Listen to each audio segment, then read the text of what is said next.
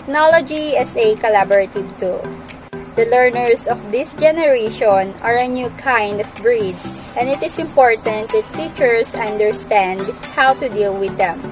They like to interact with their peers, both in and out of the classroom, to stay connected through various social networking sites. In addition, creating and producing something are what they prefer to do, rather than become consumers of information inside the classroom. One way to engage students is to give them challenge and a chance to work together. An example is when you give an issue to discuss which they can continue talking about even if they are outside of the class. Normally, in a regular classroom, teachers may have discouraged students who are conversing with classmates during individual work. But sometimes, there are positive things that can come out of it as the students talk about the task assigned to them or as they work themselves of a complicated task.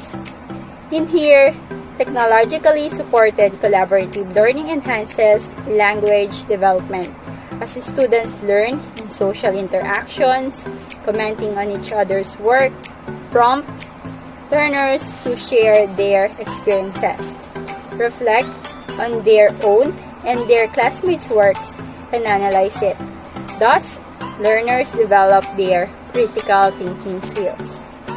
There are lots of available tools and applications that can be used to work collaboratively with others.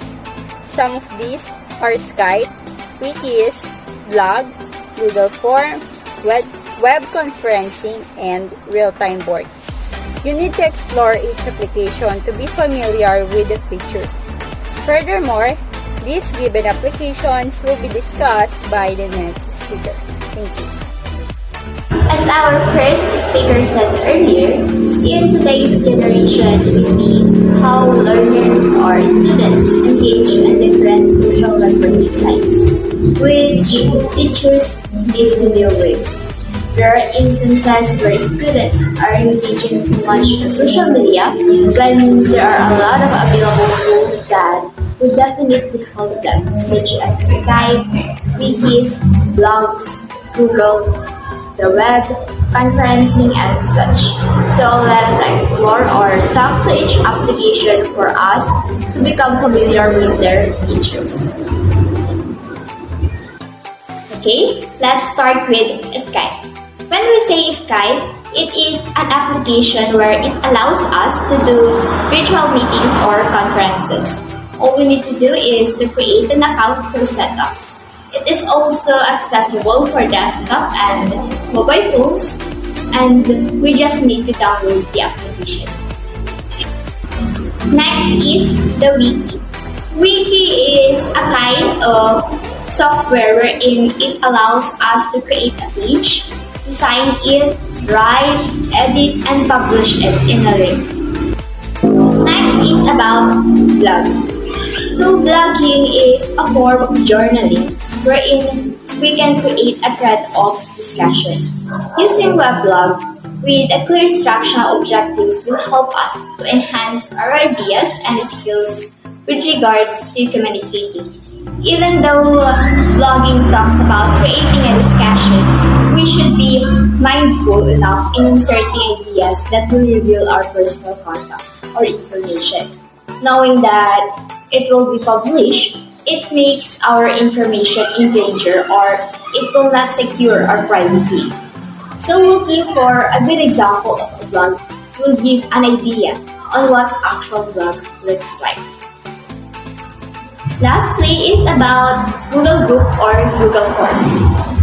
Google Group or Google Forms is an application that can be used in collaborative documentation of ideas contributed by members of the team. So this will help us to explore and expand our knowledge and ideas. This helps students and teachers in terms of creating documentations, quizzes, and surveys that collaborate with the students. And all we need to do is to create a Google account and sign in to Google Form.